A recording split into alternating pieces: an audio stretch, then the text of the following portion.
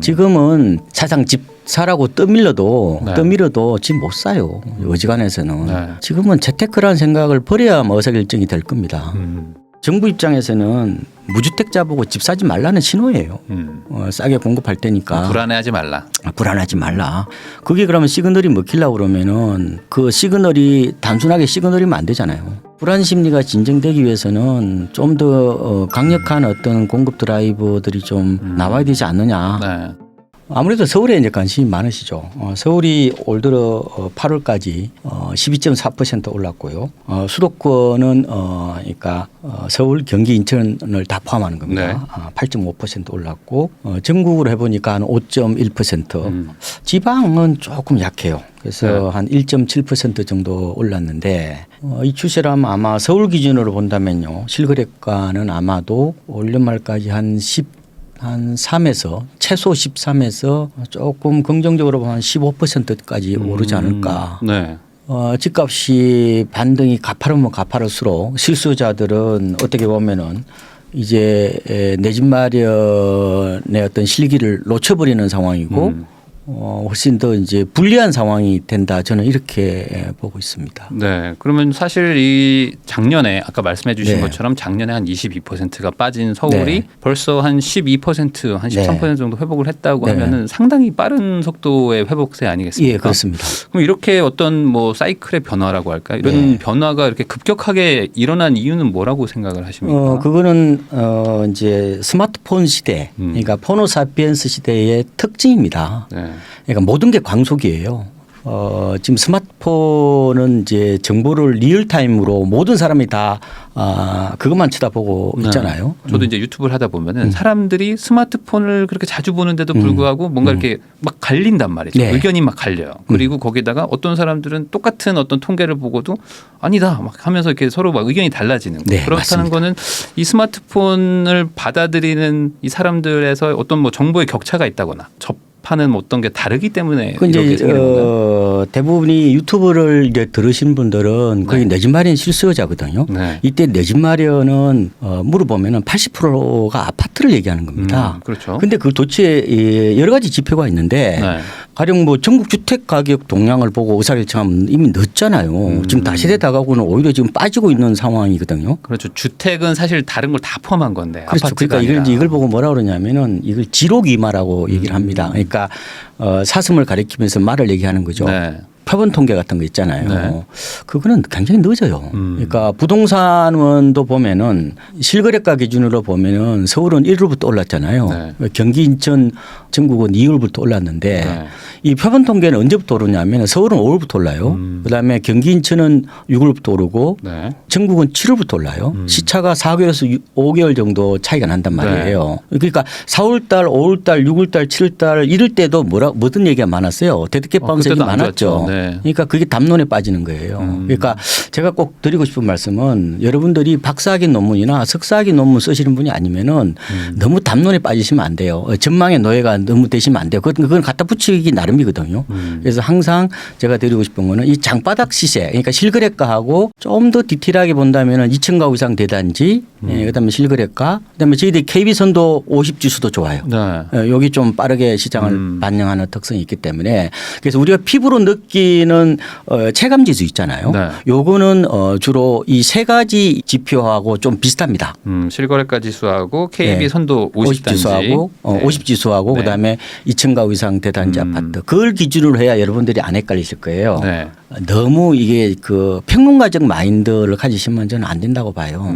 그거보다 실수요자는 실수요자답게 사고하고 행동하는 게 훨씬 더 실용적이지 않느냐 이렇게 저는 말씀을 드리고 싶어요. 그러니까 결국에 내가 뭐 어떤 통계를 가지고 판단하려고 하는 것도 결국에는 내가 이제 살 집 어떤 한 개의 단지에 한 개의 호실을 사는 거기 때문에 그게 어떻게 움직이느냐를 보는 게 중요한 거죠. 그래서 뉴스 보고 통계 보고 집을 사면요 늦어요. 이미 뭐 한두 달 전, 뭐 두세 달 전 얘기를 하는 걸 수도 있겠죠. 그렇죠. 이미 지난 얘기니까 이걸 보고 뭐라 그러냐면은 백미러 보고 운전한다고 그래요. 아니 앞을 보고 운전해야 되는데 자꾸 과거 통계를 가지고 지금 보는 거는 관계없는데 미래를 내다보니까요. 항상 이 엇박자가 나는 거예요. 그래서 이제 사람들이 이제 이런 얘기를 하잖아요.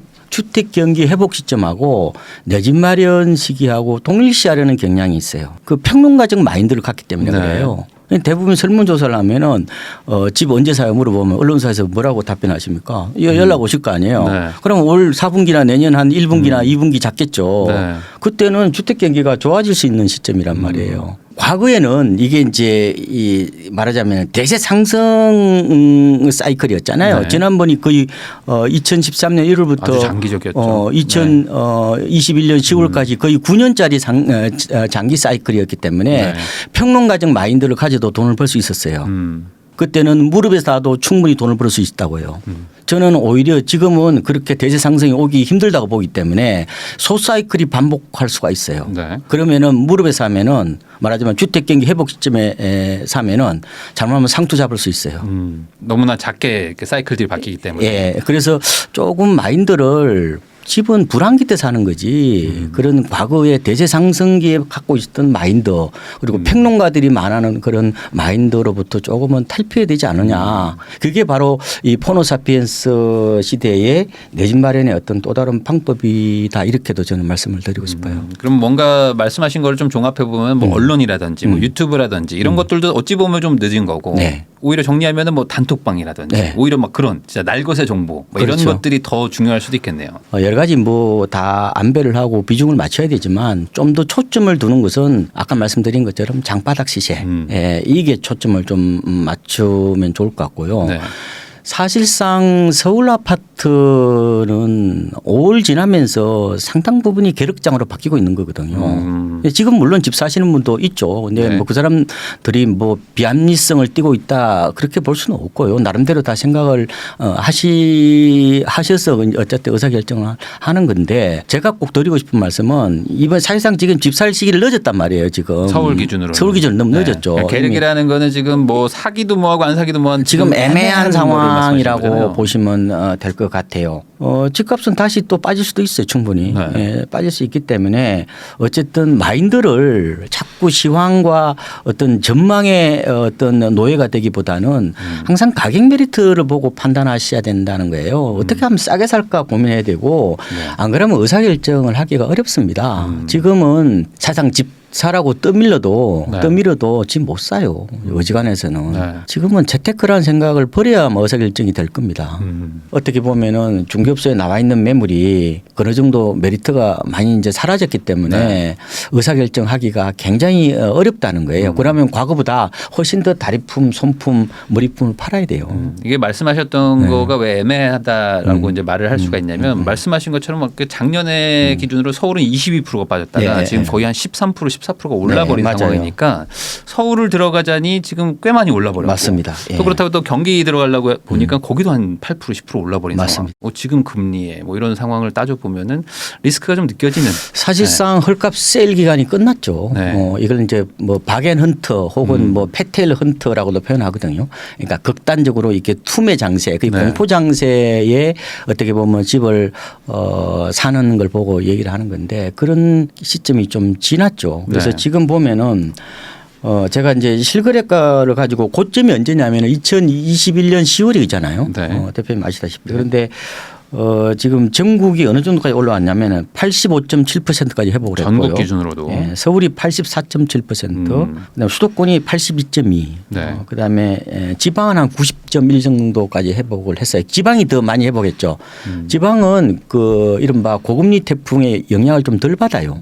오를 때도 이제 유동성이라든지 통화량 영향을 좀 덜 받고 주로 전세 시장하고 주로 입주 물량의 영향을 많이 받고 또 지역 경기 영향을 많이 받는 구조인데 투자 상품화가 좀 덜 됐다고 보면 되죠. 그러다 보니까 지금 덜 오르고 덜 빠졌다고 보면 되고요. 그런데 지금 수도권 기준으로 보면은 한 82% 수준이잖아요. 많이 치고 올라온 상황이죠. 결국은 판단할 수 있는 근거는 고점 대비 어느 정도 싼지 여기에 아마 초점을 맞춰야 의사결정이 되지 않을까 저는 이렇게 보는 겁니다.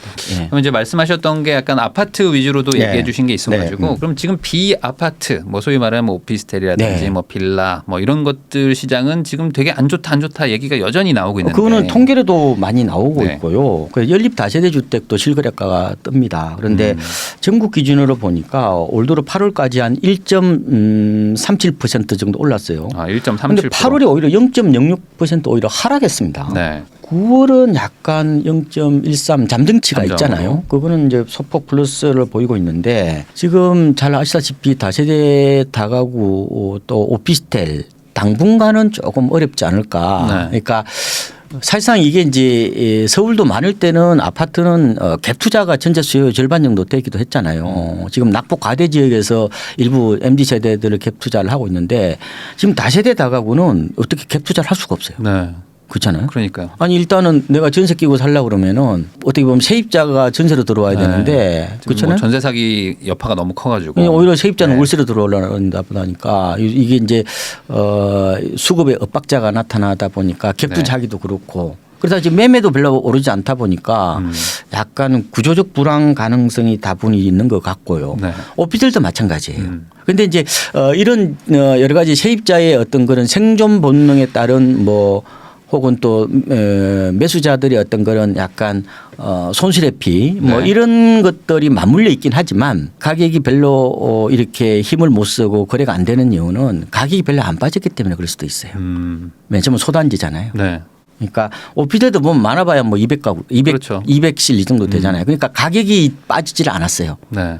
가격이 어느 줄도 몰라요. 시세 포착이 안 돼요. 그러니까 생각보다 거래도 안 되고. 네, 거래도 안 되니까 시세를 모르는 거예요. 그러니까 그런 어떤 측면, 그러니까 아파트는 특히 대단지 중심으로 이번에 급락이 왔고 먼저 반등이 왔는데 아파트는 사실상 준금융 상품이라고 표현하고 유사금융 상품이라고 표현할 정도로 굉장히 이게 어떻게 보면은 급락이 오고 또 이렇게 그만큼 가파른 어떤 반등이 오는데 워낙 이 거래가 없는 그러다 보니 시세 포착이 어려운 이런 비아파트 쪽은 아파트 시장하고는 좀 어떻게 보면 다르죠. 그러니까 내가 실수요자 측면에서 그러면 빌라라든지 오피스텔을 사고 싶은데 막상 살라고 해도 어때요? 아니 그렇죠. 시세가 적정 시세를 알 수가 없는 거예요. 네.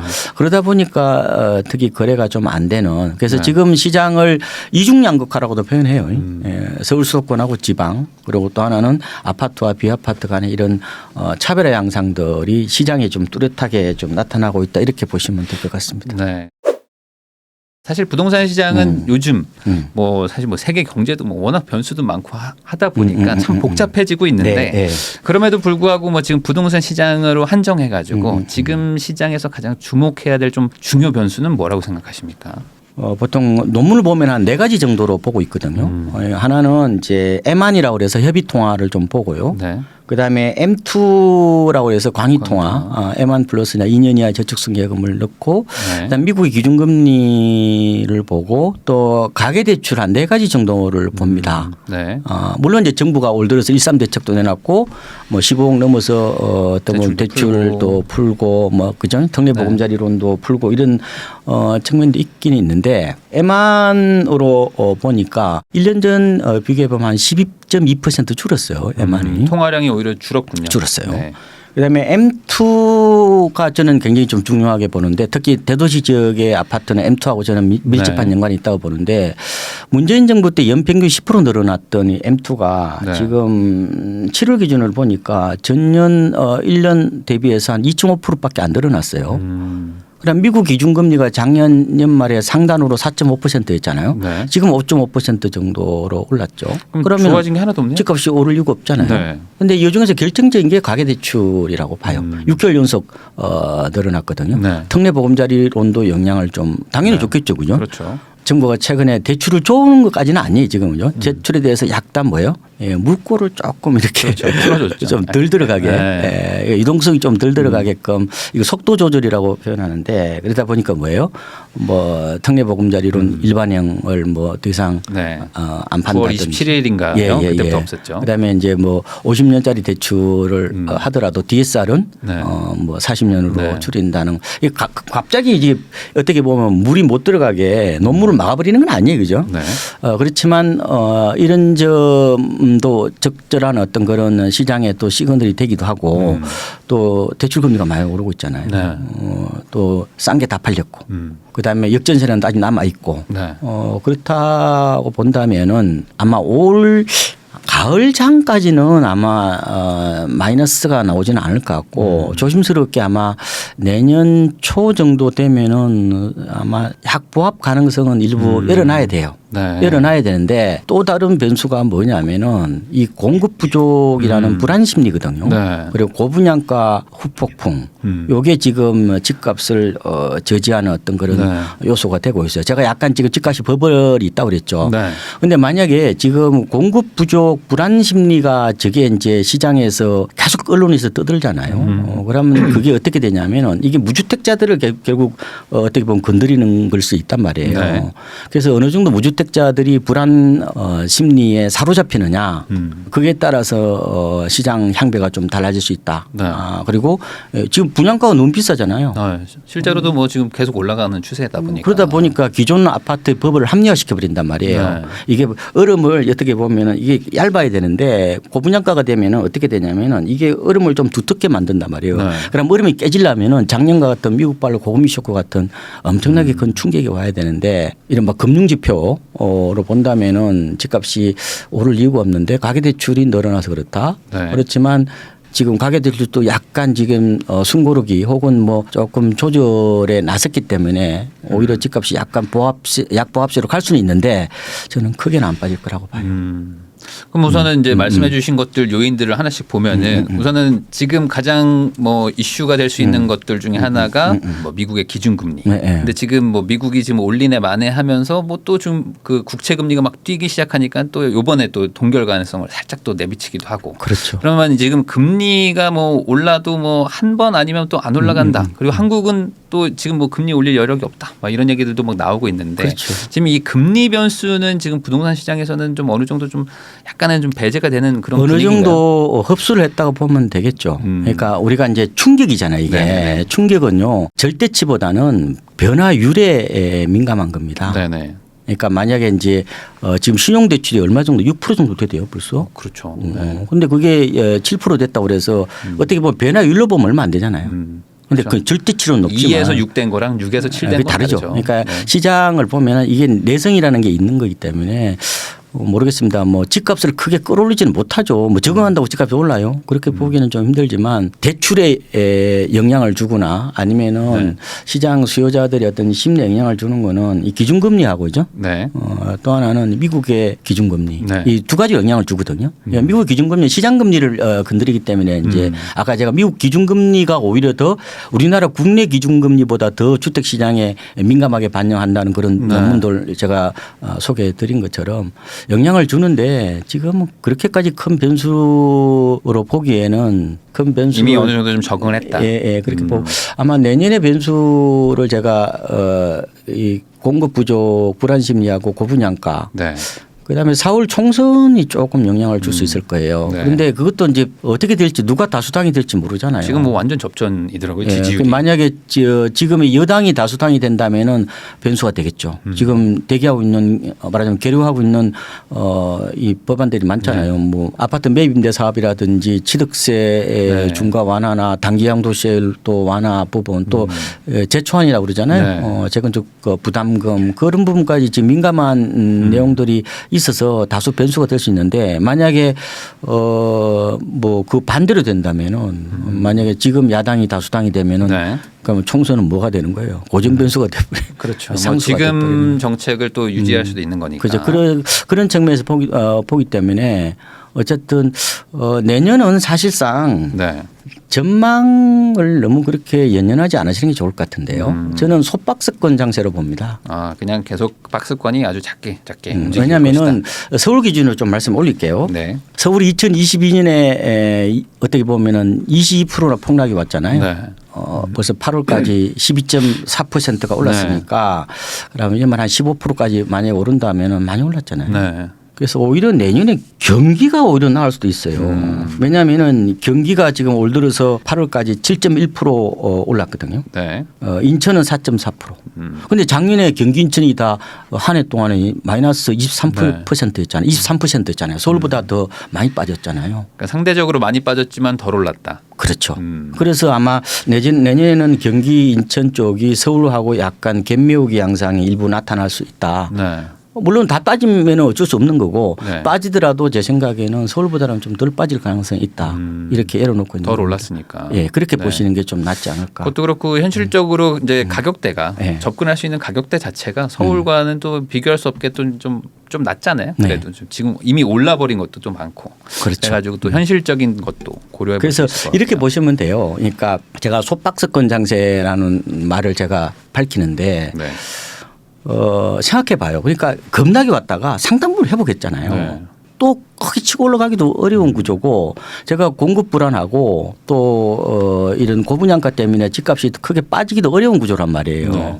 그리고 전세 가격이 약간 올라가고 있잖아요. 지금. 역전세난이 나타나더라도 전세 가격은 올라간단 말이에요. 네. 지금. 그렇다면은 시장을 뭐 그렇게까지 크게 변동성이 나타나지 않는다면은 저는 그 전망보다 자꾸 시황에 노예되지 말라고 그랬잖아요. 네. 어떤 전망의 노예가 되기보다는 이러면 어떻게 되냐면 속박스권 장세가 되면은 이게는 지역별 각계 전투가 되는 거예요. 네. 그렇죠. 그렇죠. 그러면 네. 오히려 뭐냐면 그 동네 사정 있잖아요. 그러면 이제 내가 음식 장사를 할 때 네. 맛집 주인보다는 그냥 동네 정육점 아저씨 마인드가 돼야 되죠.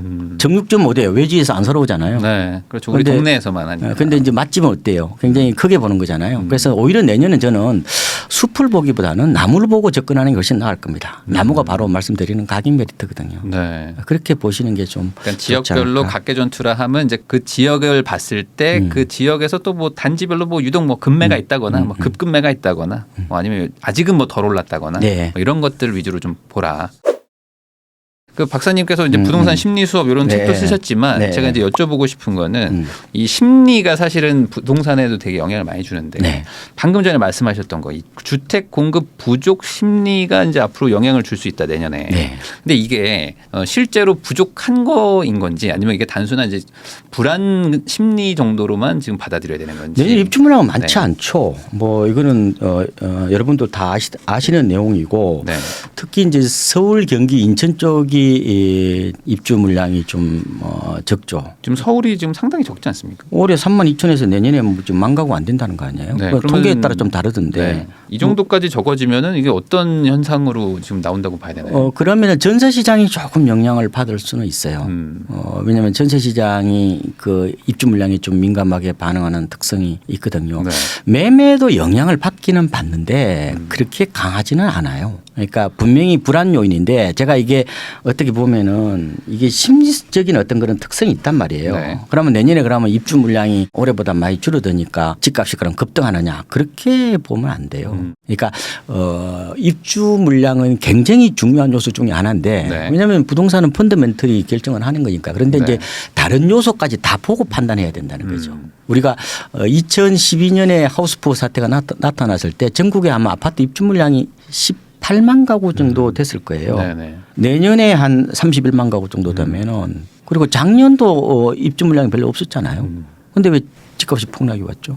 결국에 심리라는 것도 이제 그러니까 심리하고 다른 그런 이제 금융 변수도 같이 보셔야 되는데 중요한 거는 어쨌든 입주 물량이 줄어들고 또 앞으로 또 줄어들 거로 많이 예상을 하고 있잖아요. 네. 그래서 그런 어떤 불안 심리가 시장에 다소 영향을 줄 수가 있다 이렇게 보는 거죠. 근데 왜 이렇게 심리가 이렇게 중요해졌냐면은 이게 투자 상품화돼서 그런 거예요.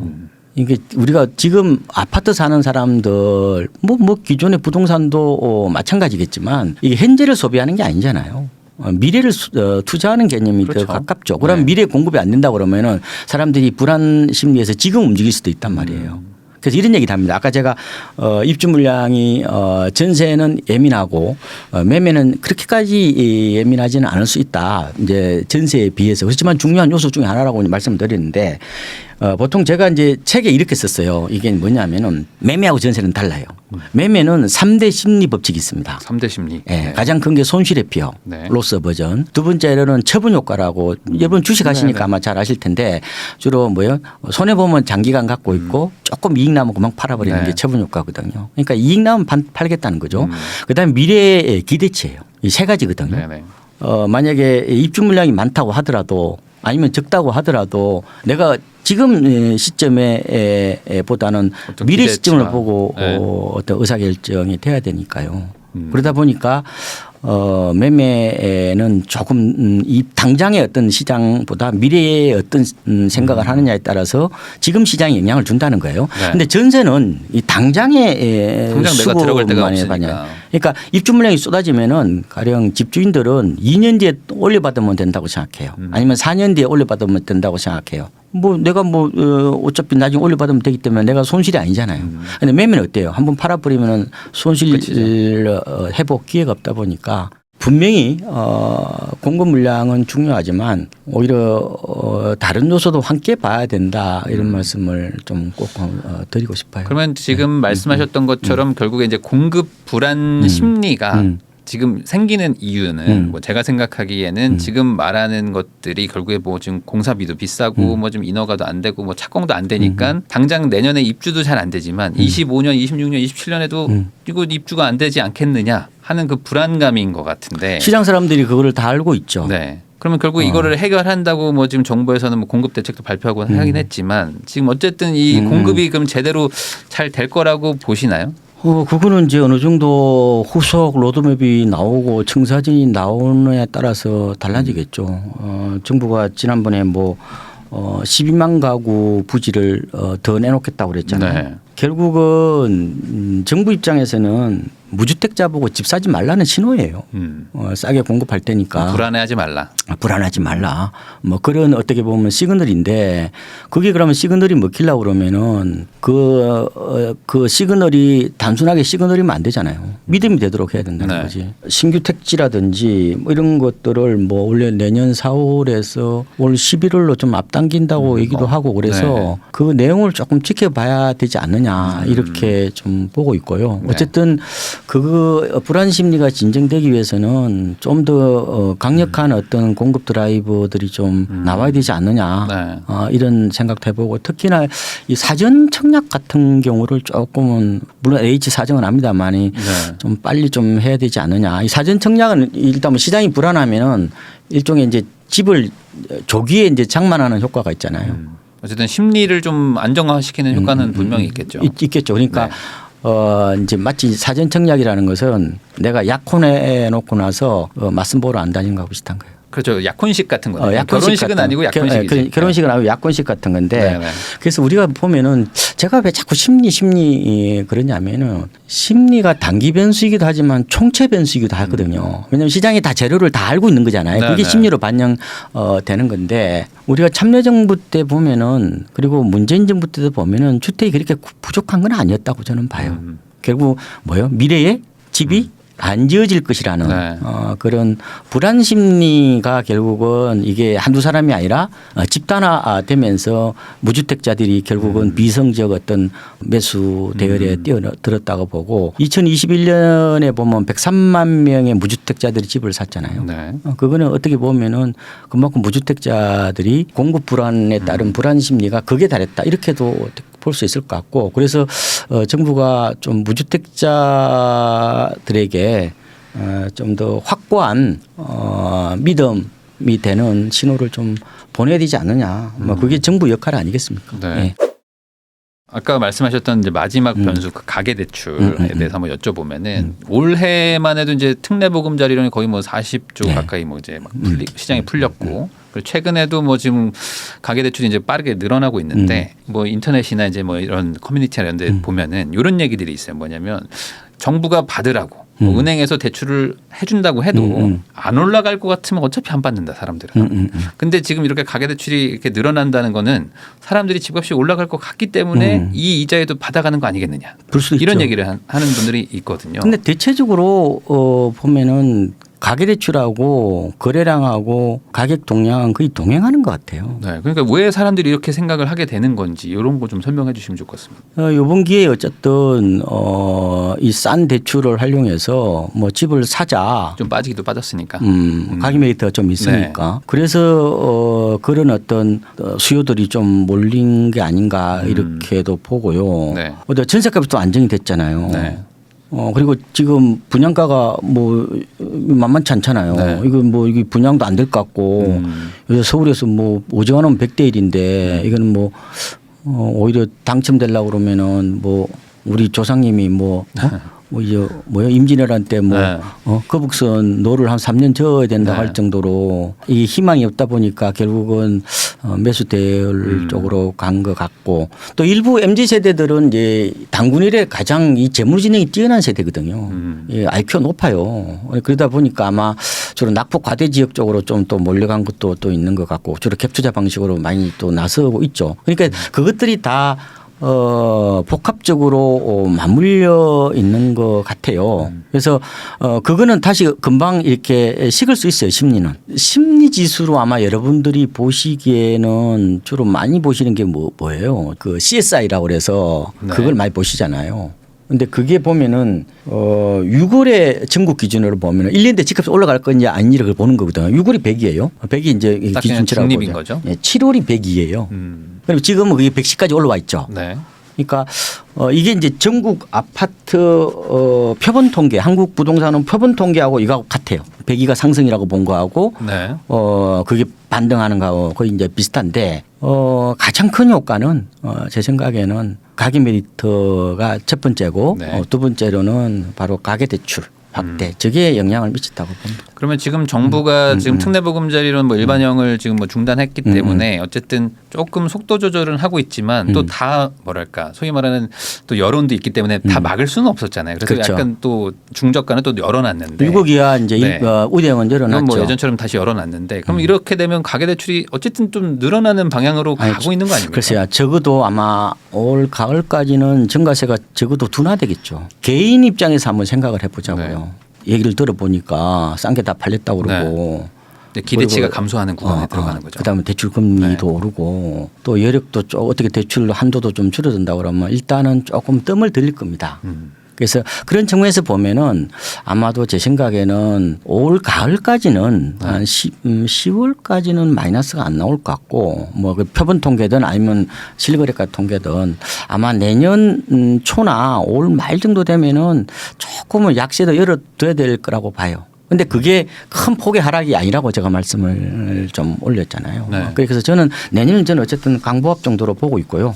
그렇지만 좀 더 솔직하게 말씀드리면 그냥 소박스권 장세 정도로. 네. 그럼 내년에 가면 1% 오르면 집 살 거예요? 내년에 1% 떨어지면 집 팔 거예요? 뭐 그것도 아니죠. 그것도 아니죠. 네. 그러니까 그래서 그거는 소박스권 장세에서는 자꾸 그런 거 타이밍 되지 말고 장바닥에서 결국은 의사결정이 이루어져야 된다고 저는 보고 있는 거예요. 그러면 이제 이런 거 한번 여쭤보겠습니다. 이 서울 기준으로 아무래도 좀 말씀드리는 게 좀 편할 것 같아서 서울은 보면은 이제 송파구가 가장 먼저 이제 좀 그 상승으로 반전을 하고 그 뒤로 지금은 이제 통계 기준으로 보면은 뭐 거의 모든 구가 지금 다 이제 상승으로 좀 전환하고 있는 과정이긴 한데 어쨌든 지금 시차나 어쨌든 상승률의 차이는 좀 있는 것 같습니다. 그러면은 결국에 이런 편차가 생기는데 어떤 이런 지역별 편차가 좀 생기고 있는 이유. 뭐 그 두 이런 거 가지죠. 어떻게 가장 큰 것은 낙폭 과대라는 측면에서 보셔야 돼요. 작년에 주로 집값이 급락했던 지역들이 먼저 반등을 하는 거다. 그 급락 지역의 특징은 주로 MZ세대들이 몰려갔던 지역들 혹은 갭 투자를 통한 불나방 축제를 했던 지역들이 아마 하락폭이 컸을 겁니다. 서울에서는 어디예요? 강동, 송파, 노원. MZ세대들이 송파 집을 살 수 있을지는 잘 모르겠는데 과거에도 보면 송파는 오를 때는 많이 오르지만 내릴 때는 많이 빠져요. 뭐 대단지도 많고 네, 변동성이 좀 강해요. 아마 대단지가 몰려있던 측면도 있을 그러니까 것 같고. MZ 중에는 또 전문직 MZ들도 있고. 네, 있죠. 네. 네. 그리고 이제 수도권에서는 주로 수원, 화성, 그다음에 인덕원, 뭐 의왕, 그다음에 송도 이런 데가 MZ 세대들이 좀 많이 몰려갔죠. 주로 GTX와 관련돼서 네. 좀 과도한 기대를 했던 것 같고요. 근데 그 지역이 먼저 반등이 왔어요. 네. 그다음에 우리가 봐야 될 게 아까 제가 가계대출 중에서 아파트 담보대출 있잖아요. 10억 폐지된 거. 네. 그게 영향을 많이 미쳤어요. 그러다 보니까 맨 먼저 낙폭 과대가 먼저 움직이고 원래 보니까 한 3, 4월 되면은 거래량이 많았던 데가 세 군데예요. 그러니까 강동, 뭐 송파, 노원이란 말이에요. 네.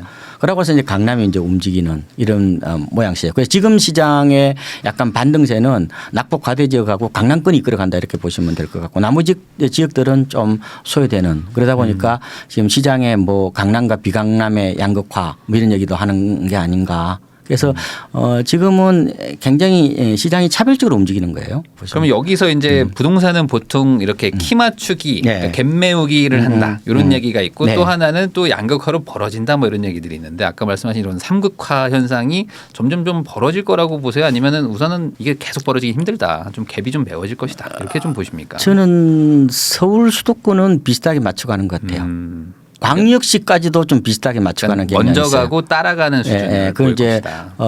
물결 효과라고도 흔히 얘기하죠. 물결 네. 한번 치면은 다른 데도 이렇게 파도가 일면서 올라가는 것 같고요. 그런데 기타 지방은 확실히 좀 많이 차별화가 나는 것 같아요. 그런데 서울은 저는 이렇게 말씀을 드리는데 크게 보면 이게 이제 피자판이라고 저는 말씀을 드려요. 네. 내가 일을 잘한다 우리 부서에서 있잖아요.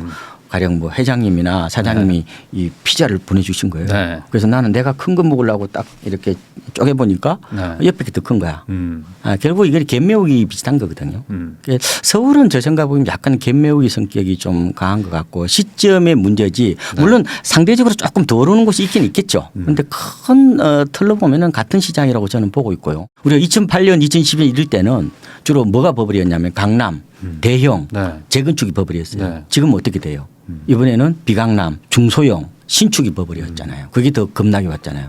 MZ세대들은 기본적으로 대형 아파트를 살 수 없어요. 왜냐하면 현금이 안 되잖아요. 그다음에 재건축도 갭 투자할 여력도 안 되고 왜냐하면 전세가율이 낮기 때문에 네. 그리고 또 바퀴벌리하고 내 인생을 또 같이 나누고 싶지 않다는 세대이기 때문에 이번에 보면은 역세권의 중소형 신축이 한마디로 쑥대밭이 됐죠.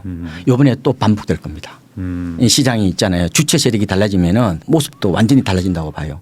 그 요번에 뭐예요? 대형 아파트 별로 안 빠졌잖아요. 요번에 재건축도 별로 안 빠졌어요. 네. 오히려 또 오른 데도 많아요. 네. 특히 대형은. 그래서 앞으로 지금 MZ 세대들이 요번에 또 중소형 또 이것도 갭 투자 또 들어갔잖아요. 네. 예, 그러면은 또 그러면 하락기 때는 그게 먼저 빠질 겁니다.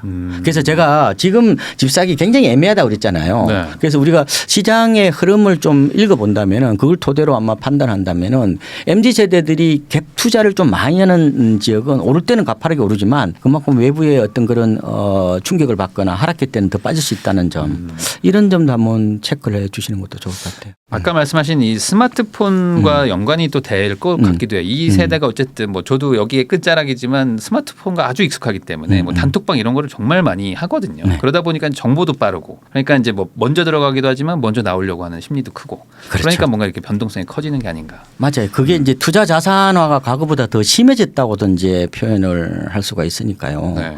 그래서 이제 아까 저보고 이제 스마트폰 그랬었는데 제가 가끔 드리는 말씀이 있어요. 요새는 아파트 시세는 단톡방이 결정한다고요. 네. 그리고 분석하는 순간 구버전이 된다고. 그만큼 빨라요. 그러니까 대부분이 저도 뭐 솔직히 꼰대 세대지만 저를 비롯한 많은 사람들이 나와서 얘기하는 게 대부분이 오프라인 마인드로 얘기하는 거예요. 저는 그나마 제가 지난번도 제가 MZ세대 공간 욕망에 대해 책도 썼고 그래서 조금 따라가려고 발버둥을 치고 있는데 저도 뭐 한계가 있습니다만 여러분들이 이 나와서 얘기하시는 분들이 굉장히 빠르게 움직이는 시장 흐름을 보고 얘기하는 건지 아니면 그냥 통계만 보고 얘기하는 건지에 대해서 한 번은 이렇게 이중 체크해 봐야 된다고 저는 봐요. 네, 저도 좀 체크해 주시고 뭐 저는 잘났다고 이렇게 뭐 이렇게 자기 가시하고 싶지는 근데 않은데 확실히 그 단톡방이나 뭐 이런 인터넷에서 돌아다니는 어떤 정보 이거의 속도가 확실히 이 언론과는 완전히 차이가 나거든요. 그래서 뉴스 보고 혹은 유튜브 보고 의사결정하시면은 굉장히 늦어요. 그래서 차라리 2층 가구 이상 대단지 동네 중개업소 사장님하고 얘기하는 게 훨씬 빠르지 않느냐. 그럼 이제 이어지는 질문일 것 같은데 작년 연말 올해 연초가 사실 지나고 보니까 이제 저점이더라. 가장 뭐 바닥이었다. 이래가지고 그때 못 산 걸 후회한다. 이런 분들이 요즘 많거든요. 그래서 이제 그때 가격만 돌아오면 나 진짜 지금 뭐 바로 산다. 이러면서 반대로 이제 막 올라버리니까 지금 이 가격에 못 사겠다. 못 사요. 아마 자기 자신이 미워서라도 의사결정 못할 겁니다. 이 자기 혐오에 빠지거든요. 네. 내가 명색이 학점도 좋았고 좋은 직장에 다니고 남들은 다 똑똑하다고 그랬는데 내가 그 기회를 놓쳤잖아요. 어떻게 보면 그 셀 기간을 놓쳤단 말이에요. 그러면은 내 자신이 용서되겠어요. 의사결정 쉽지 않고 아마 굉장히 어려울 겁니다. 제가 주변에 집 산다는 사람 별로 저한테 상담 온 사람 없어요. 요즘에는 뭐 집을 산다는 것보다는 그냥 분위기를 좀 보겠다 정도. 지금은 약간 매수자하고 매도자 간의 힘겨루기, 약간 시속 게임. 네. 근데 아마 매도자가 약간 질 가능성이 있어요. 네. 왜냐하면 이게 어차피 가격이라는 것은 뭐예요? 수요 공급의 엇박자죠. 네. 그런데 이제 매물이 조금 늘어나고 있어요. 제가 보니까 매물이 작년 말 대비해서 보니까 한 48% 늘어났던데. 매물이 좀 늘어나고 갭 투자 비중도 조금 주는 것 같고 네. 그래서 약간 줄 겁니다. 10월 넘어가면. 네. 그렇게 돼서 아마 제 생각에는 투자자들이라면은 좀 더 대기해 보시고 다만 캐시를 쥐고 있어야 돼. 타이밍은요. 현금 부자들만 쓸 수 있는 그들만의 전용 언어입니다. 집을 싸게 살려면은 전세 사지 말고 차라리 월세로 네. 살아라. 그때 말씀하셨죠. 제 네. 기억이 나는데 그 월세로 사는 사람이 진정한 캐시플로 확보한 사람이고 그게 결국은 타이밍을 잴 수 있는 그렇죠. 자격이 있는 사람이죠. 전세 살면서 집값이 빠지면 사겠다는 거는 거의 불가능한 거예요. 왜냐하면은 우리나라는 위기가 오면요. 불황이 오면은 매매보다 전세가 더 빠져요. 왜냐하면 전세 좀 대출 내잖아요. 그것도 네. 변동금리잖아요. 그래서 대부분이 위기 때 전세 가격이 더 빠져요. 그러면 역전세나 일어난다는 얘기잖아요. 근데 뭐 집주인이 돈 빼줘요? 자선 사업가에 돈 빼주게? 그래서 진짜로 내가 집을 뭐 갈아타기를 하시든 아니면 투자 목적으로 사신다는 생각을 한다면은 언제든지 동원할 수 있는 캐시를 어떻게 보면 쥐고 있어야 돼. 그냥 뭐 CMA를 넣어놓든 아니면 뭐 MMDA를 넣어놓든 준비를 하면서 타이밍을 재야 된다는 말씀을 좀 꼭 드리고 싶어요. 결국에 이제 집을 살려고 하는 분들이 현금을 또 이렇게 만들어 놔도 또 2차 하락에 대한 얘기 또 이거 제일 걱정하시거든요. 그렇죠. 이거 어떻게 생각하십니까? 그러니까 투자 목적으로 지금 집을 사실 분들은 굳이 당황할 필요가 없잖아요.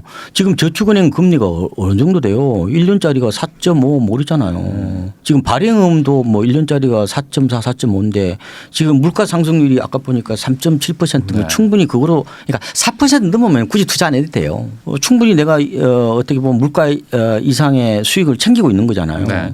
그러면 기다려 보는 건데 과연 그러면은 가장 시장의 관건은 뭐냐면은 우리가 2008년 12월부터 2012년 12월 이때 수도권에서 이른바 더블딥이 나타났잖아요. 하우스푸어. 네, W자형 네. 혹은 쌍바닥이 나타났는데 저는 이런 모양새가 과연 나타날 거냐. 그거는 네. 그때 상황은 지금하고 또 달라요. 근데 다른데 약한 더블딥은 충분히 가능성이 있다. 다만 그때 내년부터냐. 내년부터 얘기하는 사람은 대부분이 그거는 사자예요. 사자. 그건 돗자리 깔아도 알 수가 없어요. 지금. 다만 언제든지 그럴 가능성은 충분히 있다고 저는 봐요. 그래서 확률이 낮다. 열어놓고 있는 게 낫지 않을까. 그래서 강한 더블딥은 아닐 거라고 보고 네. 오히려 이렇게 될 수 있어요. 여러 가지 유행이 있잖아요. 우리가 공부했다시피 이게 앞으로 미래는 가봐야 하는 건데 이제 가장 이제 떠올릴 수 있는 게 2008년부터 2012년 사이에 이제 강한 더블딥. 그 다음에 이제 욕조형이라고 있어요. 이게 물내려간데 좀 네네. 낮죠. 그러니까 그게 오르지도 않는 욕조형. 아니면 이제 U자형, 바닥이 네. 넓은 U자형, 아니면 탁자형.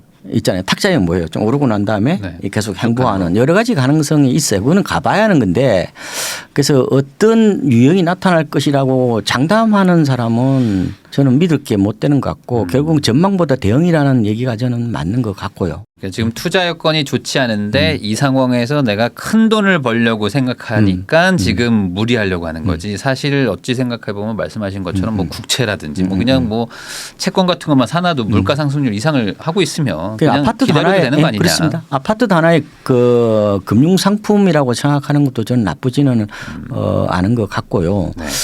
다만 근데 지금 가만히 쳐다만 보고 있으면 답답하잖아요. 그런 거죠. 결국에 지금이 저점 아니겠느냐. 그 집이 한 채 있는 분들도 마찬가지고 무주택자도 마찬가지예요. 근데 그게 사실상 무주택자분들도 사실상 투자 목적이 아니라고 얘기도 하고 어떤 사람도 실수요 목적만 있다고 또 얘기를 하는 분도 있는데 대부분 다 이게 중복돼 있어요. 예, 집을 산다는 것은 내 인생을 건 베팅이잖아요. 네. 금액이 크지잖아요. 한두 푼이 아니잖아요. 그렇죠. 그래서 제가 너무 타이밍을 재면은 내 집 마련을 하기가 굉장히 어렵다. 막상 실전에 들어가 봐요. 의사결정 못 합니다. 우리나라에서 대부분이 주택 소유자의 85%가 1주택자거든요. 네. 다주택자로 해봐야 겨우 2채예요. 근데 3주택자는 거의 없습니다. 맞습니다. 우리나라에. 근데 결국은 이제 고민이 집을 새로 살까 아니면 이제 옮겨 타기를 해야 될까 이 고민 대부분일 겁니다. 그죠? 근데 왜냐면은 이 집값이 워낙 비싸다 보니까. 근데 갈아타기도 지금은 의사결정이 진짜 어려워요. 왜냐하면 상급지가 더 올라버렸거든. 네. 대형이 안 빠졌거든. 네. 그러니까 지금은 내 집은 싸게 팔고 결국은 내가 가고 싶은 집은 비싸게 사야 되는 어떤 그런 딜레마에 빠졌단 말이에요. 이 역시 그러니까 의사결정이 안 돼요. 제가 보면.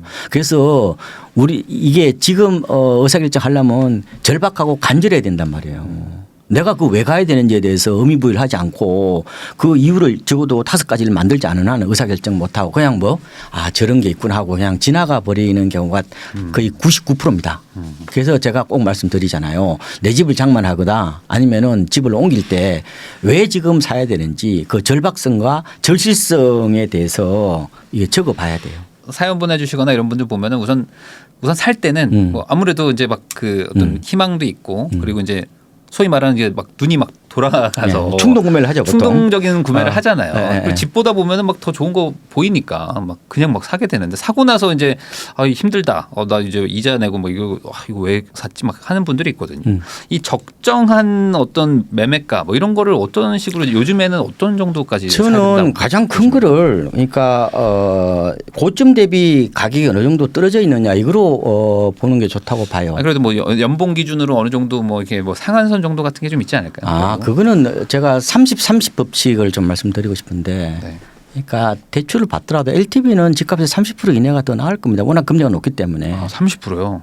그러면은 생각보다 집을 사기가 힘들겠다. 아니요. 보면은 금융공사 이런 데서 네. 대출 내는 거 보면요. 그렇게 많지 않아요. 생각보다 40% 안 됩니다. 대출을 많이 안 받는다. 그렇게 많이 안 받고요. 10억짜리면 얼마 그러면 40%면 얼마예요? 4억이잖아요. 네. 그것만 해도 만약 5%면 얼마예요? 2천만 원이죠. 네. 그럼 한 달에 얼마예요? 이거 원리금 다 하면 한 달에 그렇죠. 거의 150에서 200 내는데 어떻게 그 300 월급 받아가지고 내요? 못 냅니다. 그리고 내가 원리금 균등 상환액이 내 월급의 30% 정도. 그래도 부담스러울 겁니다. 네. 그래서 제가 꼭 드리고 싶은데 이 MZ 세대 분들이 욕망을 한꺼번에 다 해주려고 그래. 그 너무 있잖아요. 완벽한 어떤 그런 이상적 어떤 거주지보다는 조금 현실에 맞게끔. 그래서 이걸 보면 뭐라고 하냐면 돈에 집을 맞춘다고 그러는 거예요. 네. 그러니까 집에다 돈을 맞추면은 또 영걸프가 될 수 네. 있잖아요. 그래서 요번에 한번 경험을 했으니까 그리고 금리가 곧바로 확 낮아지지는 않으니까 좀 욕망의 수위를 조금 조절하고 좀 적당한 집을 좀 구매하시는 게 좀 낫지 않을까. 지금까지 뭐 집을 사는 분들 뭐 이런 얘기했지만 사실 뭐 이게 지역마다 다르긴 하지만 뭐 전국을 놓고 보면은 집을 팔고 싶은데 우리 집 안 팔린다 뭐 이런 분들도 좀 있거든요. 사실상 제가 좀 조언 드리는 방법은 한 50군데 정도 중개업소 50군데 정도 내놓으시는 거 외에는 대안이 없어요. 네. 우선 많이 내놔라. 채널을 많이 넓히는 수밖에 없어요. 네. 그러니까 옛날에 보면 집 팔 때 보면은 그 동네에 안 내놓고 옆 동네도 내놨거든요. 근데 네. 옆 동네 사람이 그 사간 경우도 많아요. 맞아요. 그래서 결국은 좀 인터넷 같은 데 있잖아요. 이런 데 매물을 많이 올리는 중개업소에다가 최대한 좀 많이 내놓는 거 외에는 집 잘 파는 방법은 없는 것 같고 어떤 사람은 뭐 집 수리해라 이런 거 있잖아요. 네. 몰라 그거 잘 모르겠던데. 예, 아파트는 어차피 표준화되어 있어서 그렇게 뭐 조금 가점이 될 수는 있겠지만 그렇게 결정적인 영향을 미치나요? 결국 가격이잖아요. 그렇죠. 수리하는 가격을 빼주는 게 차라리. 그게 네. 나을 수가 있어요. 오히려. 왜냐하면 수리한 값 다 못 받을 수 있어요. 미국하고 다르거든요. 그렇죠. 그래서 결국은 제가 꼭 드리고 싶은 말씀은 그것도 부지런해야 되네요. 그러니까 진짜 싸게 팔려면은 중개업소 50곳 조금 더 봐드릴게 30곳. 네. 30곳 하고 가격 협상은 언제든지 가능하다. 그럼 여기서 아마 궁금하신 게 이런 질문일 것 같습니다. 그러면 지금은 그렇게 내놨는데 안 팔린다면 가격을 더 낮춰서라도 빨리 팔아야 되는 분위기냐 아니면 뭐 그렇게까지 할 필요는 없다. 투자 목적이라면 굳이 그렇게 싸게 팔 필요 없죠.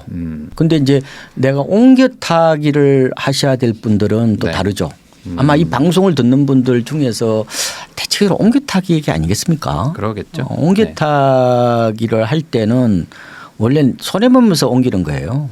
내 집은 싸게 팔고 원래 너무 거는 비싸게 사는 게 그게 정상이에요. 네. 그러니까 내 거는 비싸게 팔고 저거는 싸게 산다? 그건 거의 없어. 제가 보면. 그러니까 적어도 똔똔이 되면 좋겠는데 왜냐하면 내가 좋은 데로 가려고 그러다 보니까 네. 불리한 상황이란 말이에요. 그렇잖아요. 그래서 제가 꼭 드리고 싶은 거는 집 가지고 장난치지 말라고 그랬잖아요. 반드시 팔고 사셔야 돼. 네.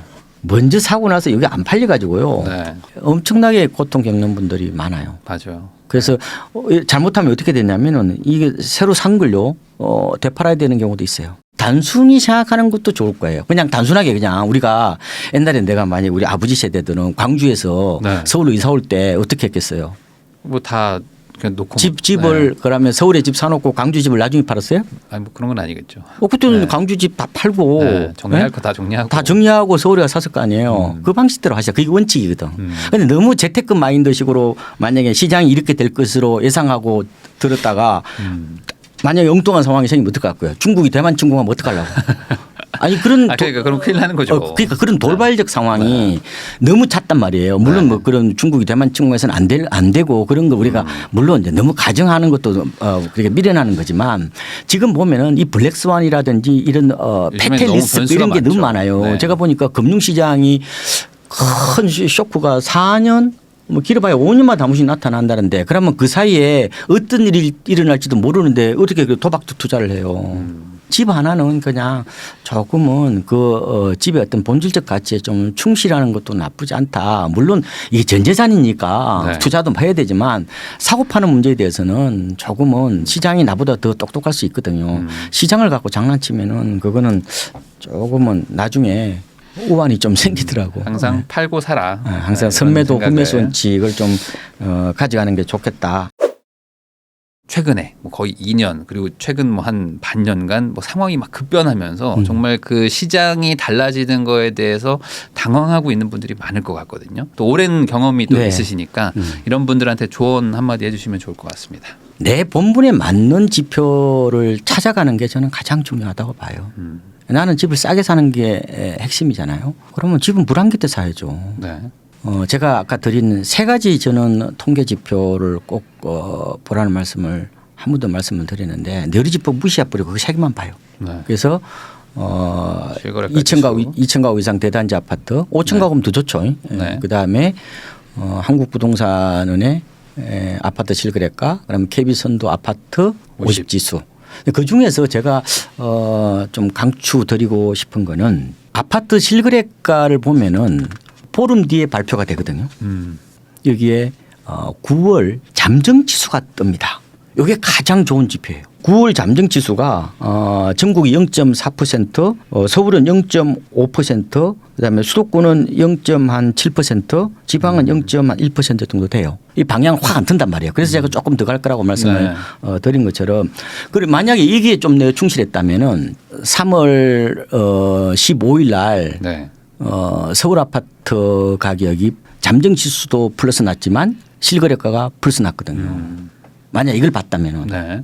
그러면 내가 물론 시황이 어떻게 될지 아무도 모르지만 가격이 어느 정도 한 30% 가까이 이미 빠져 있었잖아요. 네. 그러면은 내가 그러면 실소 차원에서 전망을 아예 그냥 약간 비중을 낮춰버리고 가격 메리트 보고 접근할 수 있는 어떤 그런 어떤 타이밍을 좀 타이밍이 보시지 될 수가 않았을까. 있다는 거죠.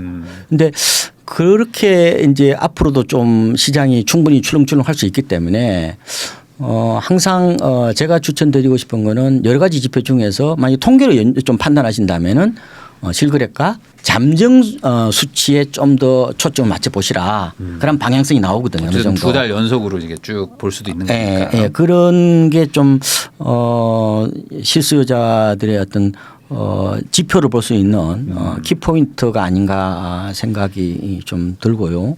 네.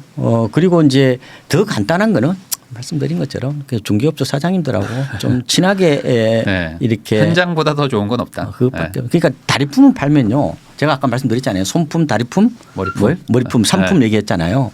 이게 저는 좋다고 봐요. 네. 그러니까 차라리 책상에 앉아 있지 말고 밖에 나가서 답을 찾아라. 임장이 저는 굉장히 좋다고 봐요. 요새는 임장 데이트도 있더만 네. 많이 하시더만. 그런데 왜냐하면은 현장에 가보면은 상상하지 못했던 일들이 많아요. 요번에 제가 전세 가격에 네. 나는 당일날 잔금 치르는 조건으로 사신 분도 봤어요. 그러니까 항상 상상하지 못했던 일들이 현장에는 많이 있다. 네. 다리품을 파는 만큼 저는 여러분들이 원하는 그 열매를 얻을 수 있다 이런 말씀을 꼭 좀 드리고 싶어요.